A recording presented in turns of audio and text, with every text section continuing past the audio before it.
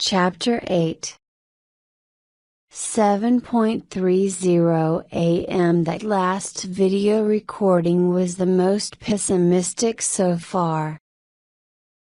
It's strange, but the feeling of hopelessness doesn't last. As the sky grows brighter, I think of the raven. The bird is a sign of hope. Just thinking about it makes me want to do something. I try lifting the boulder once more. I make the rope even shorter, but when I step on it, nothing happens.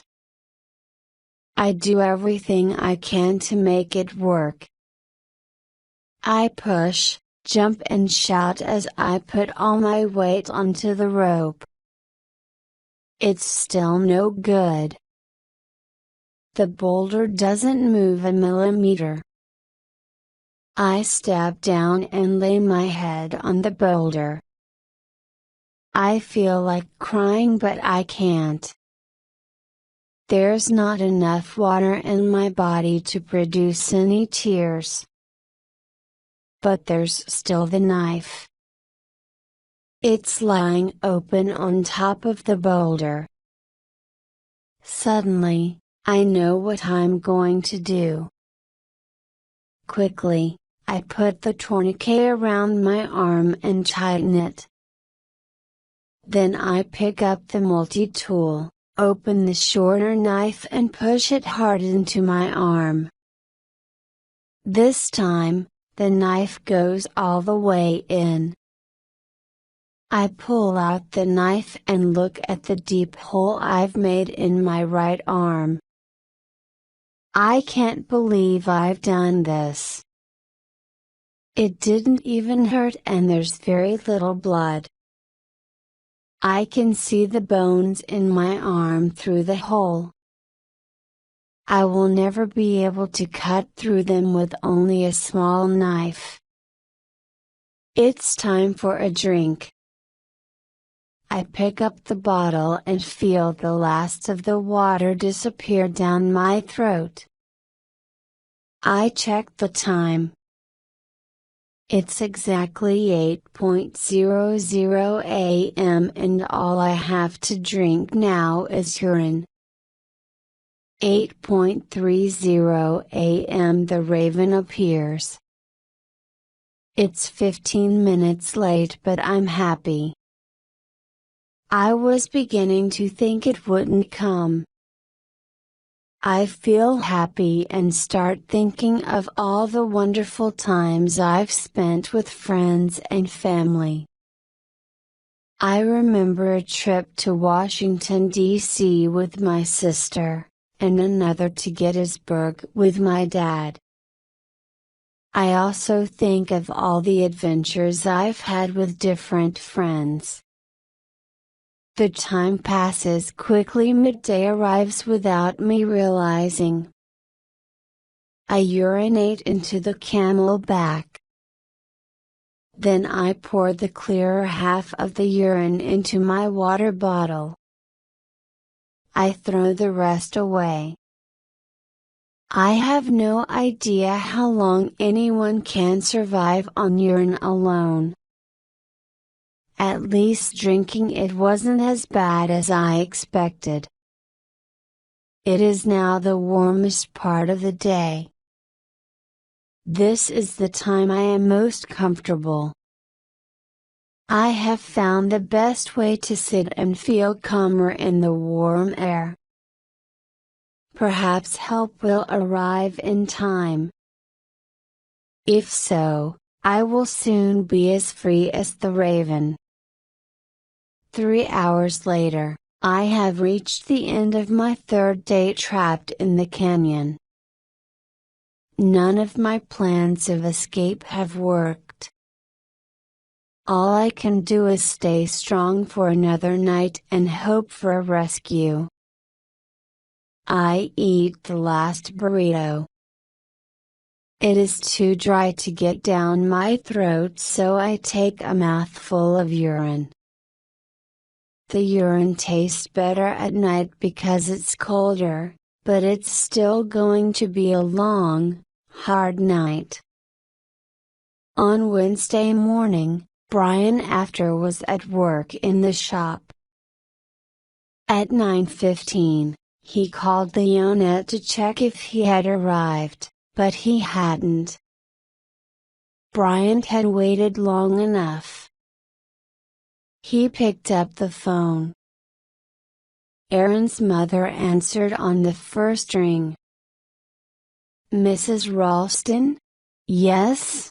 This is Brian after, Aaron's boss at Ute Mountaineer. I'm afraid I'm rather worried about him. He hasn't returned from a trip he took last week. Do you know where he went? No one here has seen him since last Wednesday." "Oh dear," said Aaron's mother. "I have no idea where he is. I called him last week and left a message, but he didn't call back." "Did he tell any of his housemates where he was going?" "No, just that he might hike somewhere in the Canyonlands area of Utah," explained Brian. "I think you should call the Aspen police." "Yes, I'll do that right now. I'll let you know what happens. Thank you, Brian." Mrs. Ralston's hand was shaking as she put down the phone. She suddenly had an idea.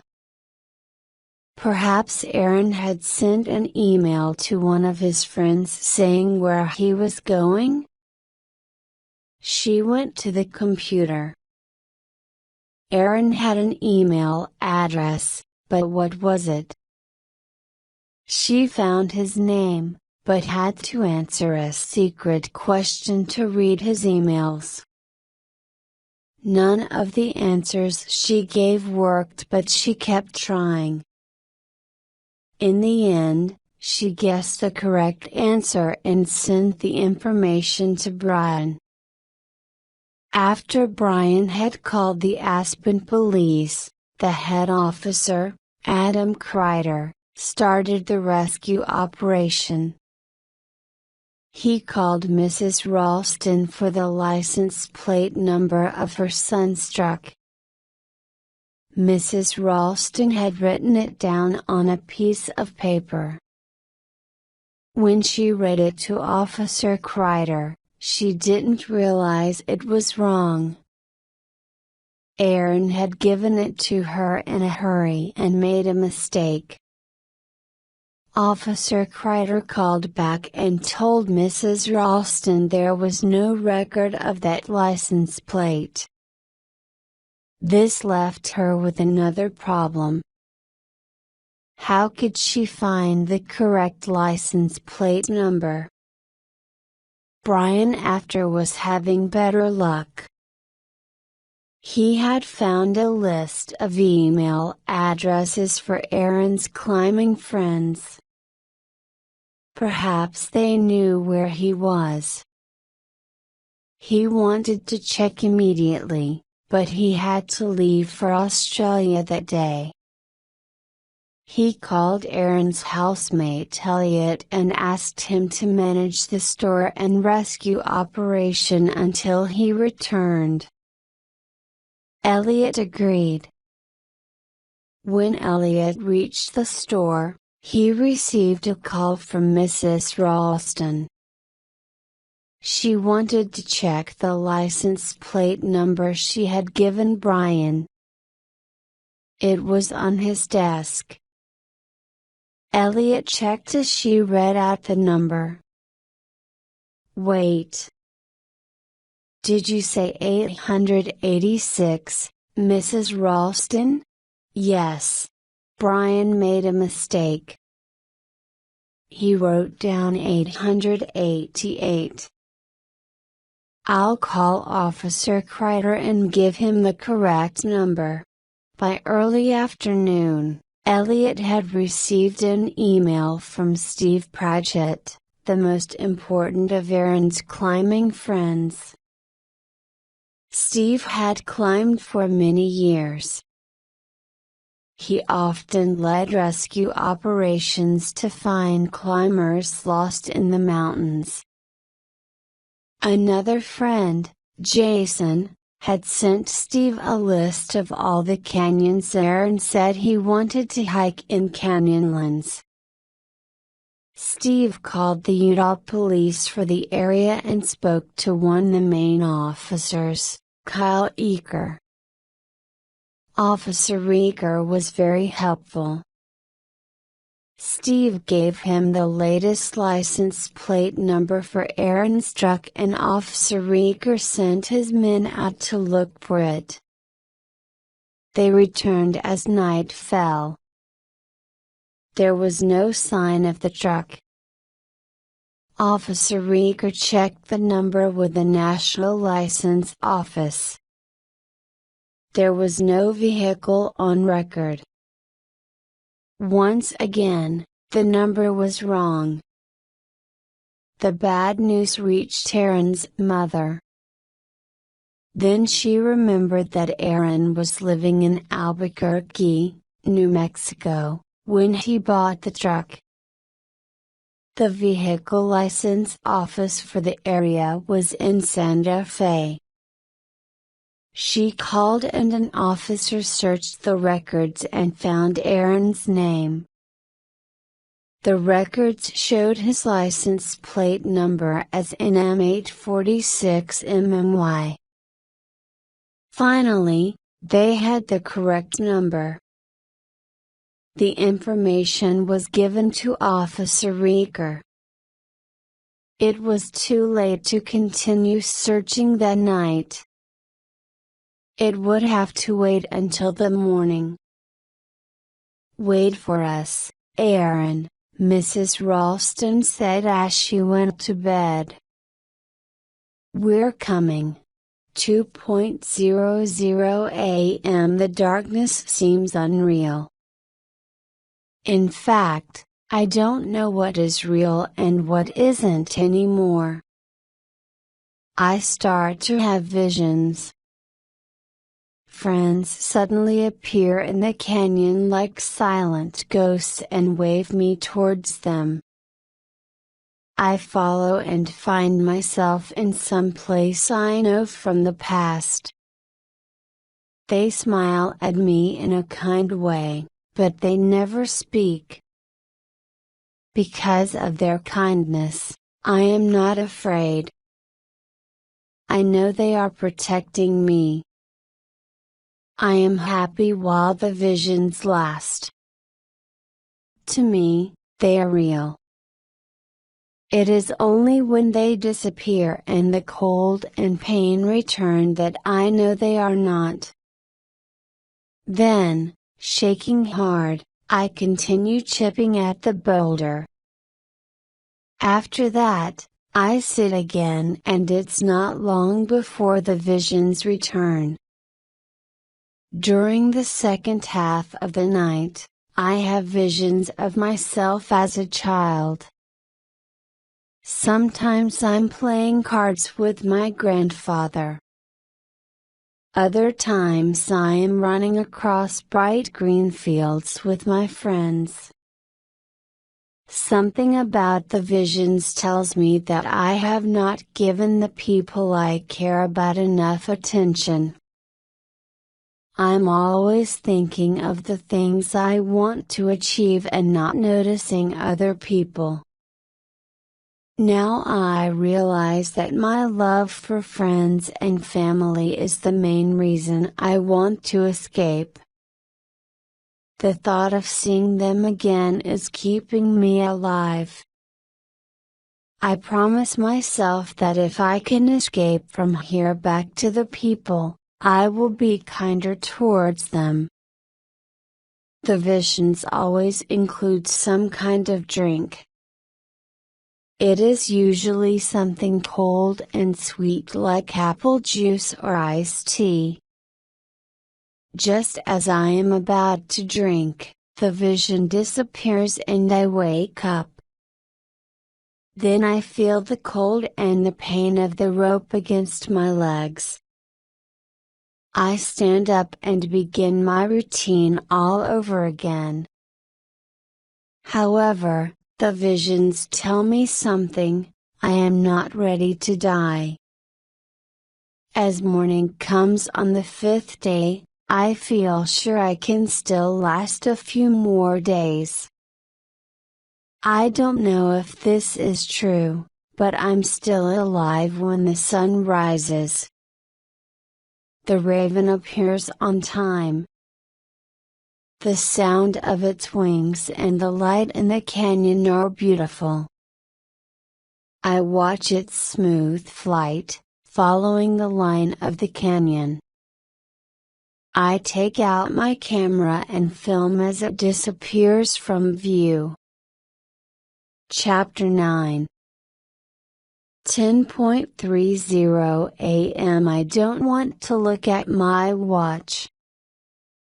When I did this last night, the time seemed to pass more slowly. I have a new idea. It came to me, as I was looking at all the rocks around me. Why not find a hard rock and use it to break the boulder? There's one in a hole in the canyon wall above me. It is round and black. I reach up and pull it out. It's perfect, just the right size and weight. I hit the rock hard against the boulder. Little bits of stone fly into the air. It's working. I continue, but soon have to stop because of the pain in my left hand. I decide to rest for a while. Early afternoon is usually the warmest time of day. But today it's only 13 degrees, the coldest day so far. It also means that tonight will be the coldest night. Realizing this makes me want to do something while it's still light. The problem with using the black rock was that it hurt my left hand. But what if I tie a sock around my hand to protect it? I do this and it works. By 6:00 p.m., I have taken off more of the boulder in 3 hours than I did in 4 days.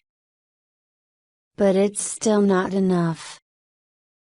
And even with the sock there is too much pain in my left hand to continue. I put down the rock.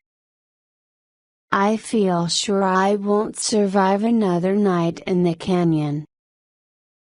I finally accept this. There is nothing else I can do to save myself. 11:00 p.m. The canyon feels as cold as ice. I have been awake for over 100 hours. Another night of the sitting, standing routine will kill me. I haven't had any clean water since 8 o'clock yesterday morning, only urine. How much longer can I survive? Death could come at any moment. I am so certain of this that I take the knife and write the dates of my life on the canyon wall. When I have finished, I read them by the light of my headlamp. Aaron OCT 75, April 3rd. Around midnight, I have another vision. I am walking alone through the canyon wall. On the other side is a living room. I step inside and look around. A little boy in a red shirt comes into the room. I guess he must be about 3. Suddenly, I know who he is. He is my future son and the room is in my future home. The little boy runs across the wooden floor, laughing.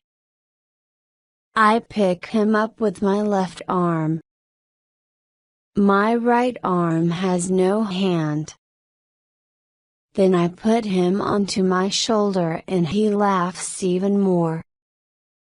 He holds my arms in his little hands and together we dance around the room. The sun is shining and I feel free, happy, and alive. The vision disappears. I am back in the canyon again, but now I don't feel the same as before. Seeing the boy has changed everything. Now, even with the cold, pain, tiredness and thirst, I am sure I will survive. On Thursday, May the 1st, Kyle Eaker was looking at a map of the Canyonlands area on his office wall. The clock above read 9:07 a.m. Already that morning, his men had searched the top and center of the area and found nothing. What about the Robbers' Roost canyons in the south? The only roads down there were made of rocks and sand. It might take longer to search. He called Glenn Sherrill, the head officer for the area. When Glenn answered the phone, Kyle described Aaron's truck. It's a red Toyota. License number NM846MMY. I think I've seen a truck like that, Glenn replied. I'll radio one of my men and ask them to check. Kyle thanked him and put down the phone. 20 minutes later, Glenn called back. Officer Kyle? Speaking. Glenn Sherrill here. We've found the truck you're looking for. It's in the Horseshoe Canyon car park. By 10:00 a.m., the good news had reached Elliot, Steve, and Mrs. Ralston. Steve immediately arranged for a rescue team to join the police and help in the search. Half an hour later, they were on their way. Things were now moving fast. Chapter 10 8:45 a.m. It's Thursday, May the 1st. 120 hours without sleep. 2 days without water. I can't believe I'm still alive. I didn't think I'd survive beyond Wednesday. Perhaps the vision of the little boy kept me alive last night. But now, with no sign of a rescue, my hopes are disappearing fast. I am also upset because the raven hasn't appeared. It's never been this late before. I try and forget about the bird and pick up the camcorder. I am certain that this will be my last message to my family. I am calm as I leave necessary instructions for my parents. I tell them to give most of my things to Sonia. Then I tell them what to do with my dead body. The video ends with 3 simple words, I love you. I'm crying as I close the camcorder for the last time. But there are no tears, my body is too dry for tears. Now I can only wait. I can't accept this. I've discovered that nothing I can do will help me escape. But it's better to be doing something than nothing. I pick up the black rock and hit it as hard as I can against the boulder. I continue, trying to forget the pain in my left hand. In the end, I can't. I try to drop the rock, but the fingers of my hand won't open. "What have you done now?" asks the first voice. "Stay calm," says the second. Slowly, my fingers loosen and the stone falls out of my hand. I look at my other arm. It's covered with bits of rock.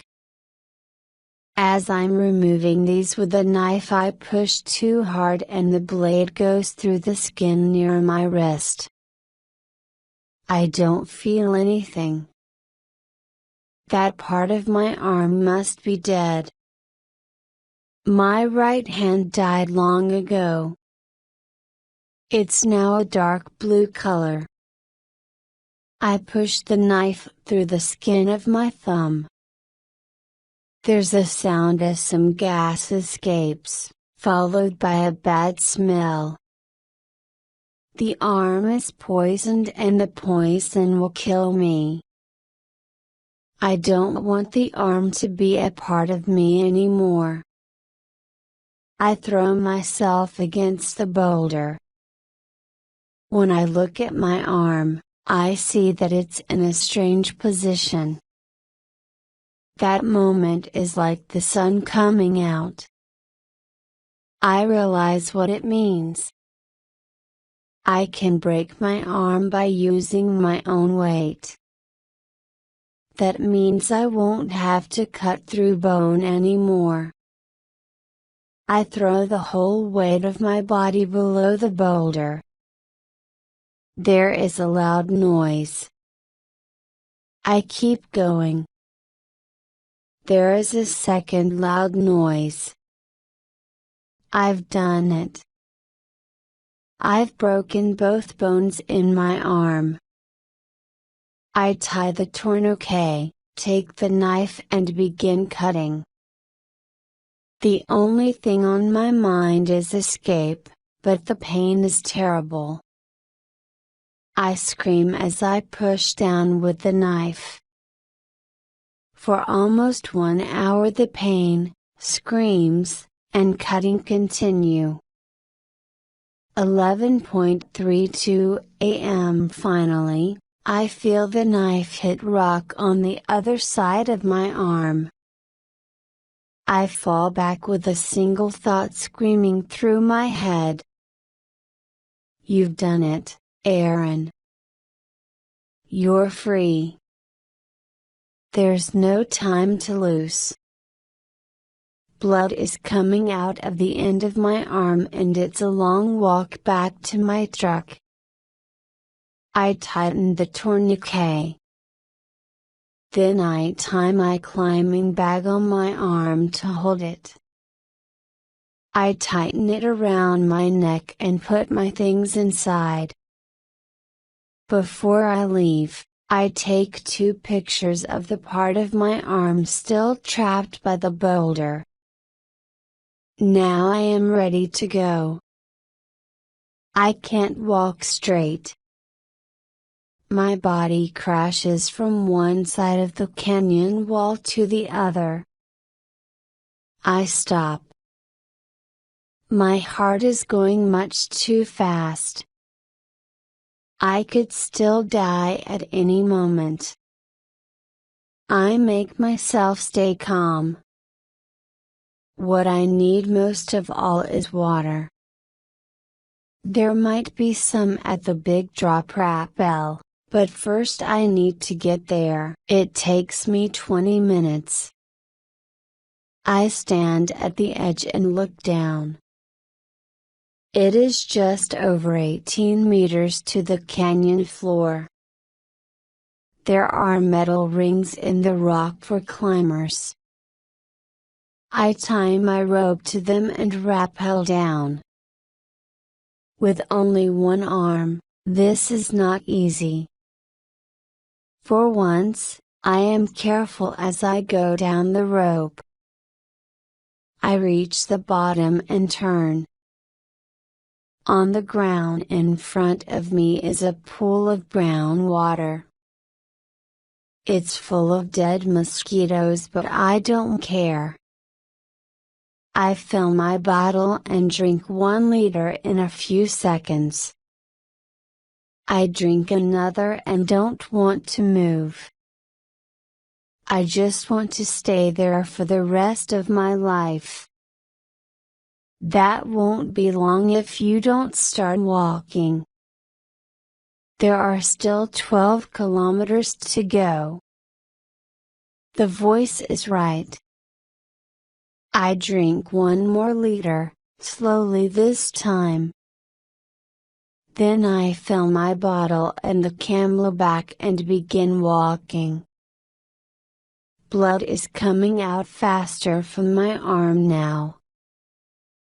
I wonder if I can get back to the truck in time.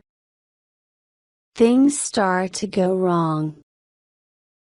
I get lost up a side canyon and have to turn round. Then I notice that water is coming out of my camelback. There's a hole in it. Quickly, I drink the rest of the water. Now I only have the water in the water bottle. This has to last all the way back to the truck and the temperature is rising. I am so weak and tired I can't imagine surviving that long. I take a sip and keep the water in my mouth as I walk. That seems to help. I still wonder if I can get back to my truck. I can't walk straight, I can't think for more than a few seconds, and I'm losing blood, fast. 1:55 p.m. I've arrived at the Great Gallery. The paintings are amazing, but all I can think of is water. There is more here. I stop to fill the water bottle. It has taken me 2.5 hours to travel 6 kilometers. For someone close to death I have done well. But my problems are getting worse every minute. Blood is now coming from my arm really fast and I'm in terrible pain from the amputation. I want to stop and rest, but I can't. I must go on. I walk as fast as I can. By 2:30, I have covered nearly 10 kilometers. Only 3 more kilometers to my truck, but I'm feeling weaker every minute. 2:30 p.m. I've come to another huge canyon. The walls must be over 30 meters high. Ahead of me is a steep hill. This is bad news. I'll never be able to climb it, I'm too weak. Something makes me look again. I shake my head, unable to believe what I see. About 70 meters ahead of me are a family of 3 people, a man, a woman and a young boy. They are walking away from me. Help! Help! Please! I need help. They turn and come running towards me. When they reach me, I begin telling my story. My name is Aaron Ralston. I was trapped by a boulder in the canyon for 5 days. This morning, I had to amputate my arm to escape. I need a doctor. I'm losing blood, fast. Unable to continue, I fall to the ground. The man gives me a bottle of water. The police at the car park told us about you, he says. His name is Eric. His wife is Monique and his son is called Andy. They are tourists from the Netherlands. Eric gives me more water while Monique and Andy run back to get the police. After about 10 minutes, Eric helps me up and we continue walking slowly. The steep trail is ahead. Even with Eric's help, I know I won't be able to climb it. How will I ever get out of here? I ask myself. Chapter 11. 3:03 p.m. A noise somewhere above me answers the question. It's a helicopter. A helicopter to take me to hospital. I can believe it. It doesn't seem real. I sit down and wait as a man jumps to the ground and walks towards me. Are you Aaron Ralston? He asks. Yes. A second man gets out of the helicopter and they help me inside. I ask one of the men to get my climbing bag. Eric gives it to him. Thank you, Eric, I say. Thanks for everything. I wave goodbye as the helicopter rises into the air. I sit behind the pilot and watch blood pour slowly down my arm. Be strong, Aaron. You're almost safe. Keep him talking, the pilot says to his partner. Where are we going? I ask the second man. We're taking you to the hospital in Moab, he replies. How long will that take? It's about 12 minutes from here.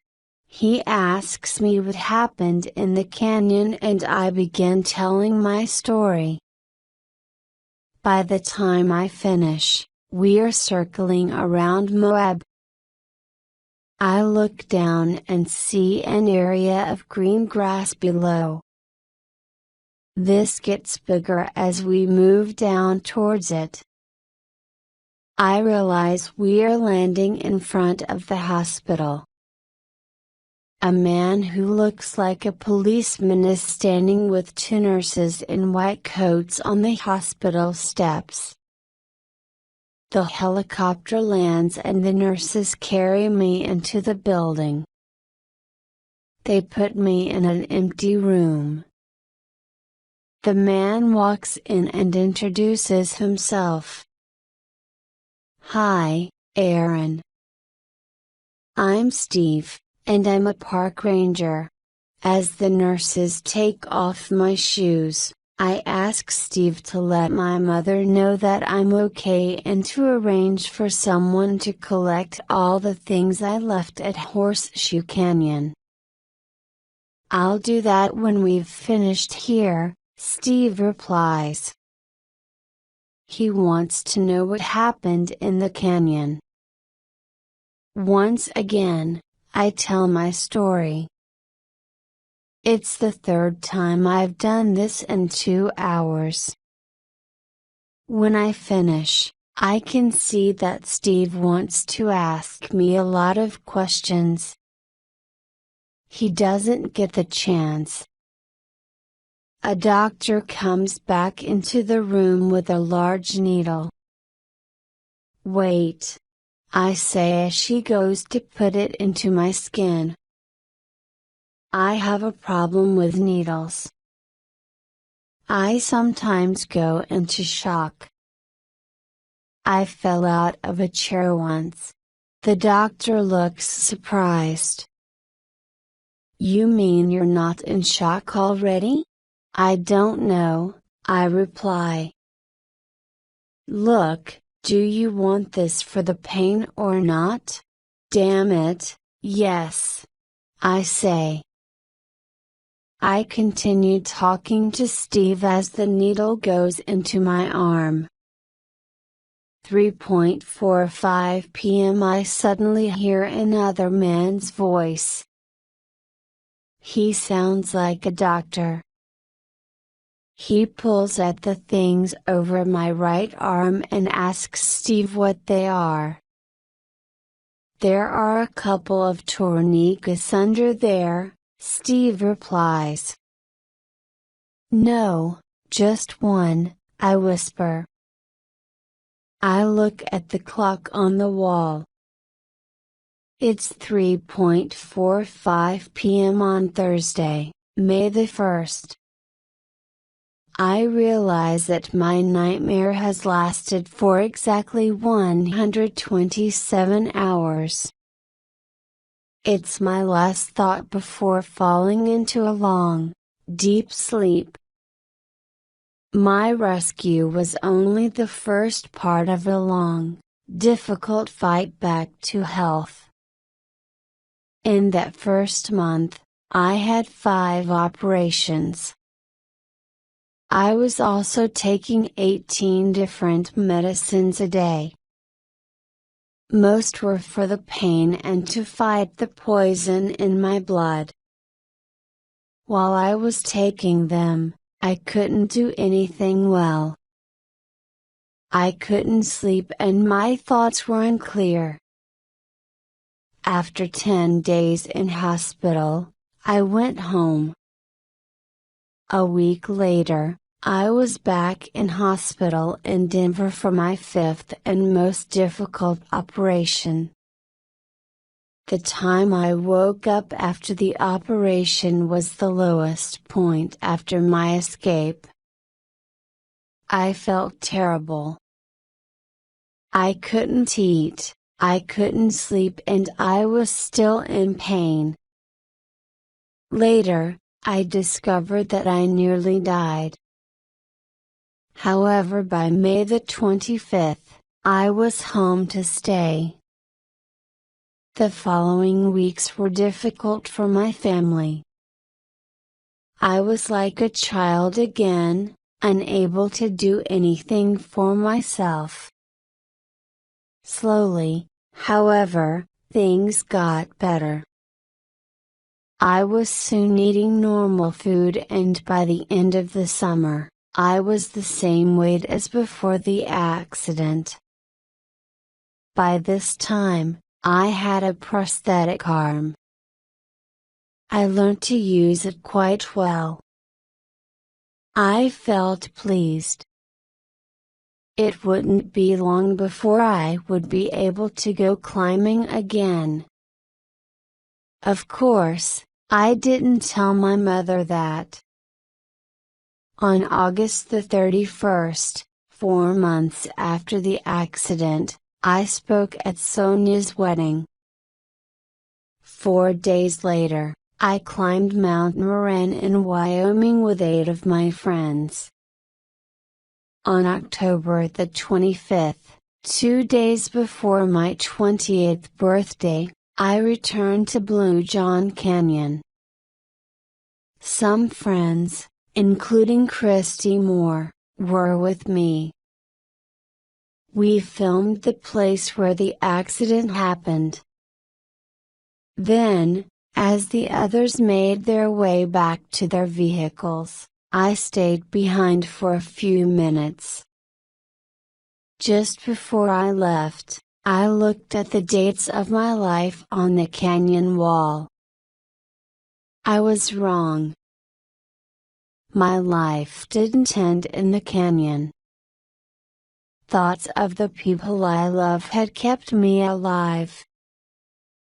If I wanted to see them again, I had to survive. That's what I told myself. And that's what I did.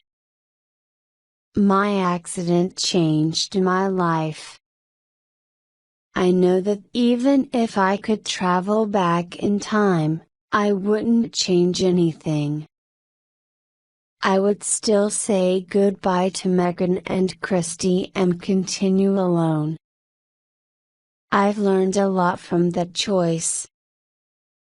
I believe we are on Earth to do the things we love, even if that means making a hard choice.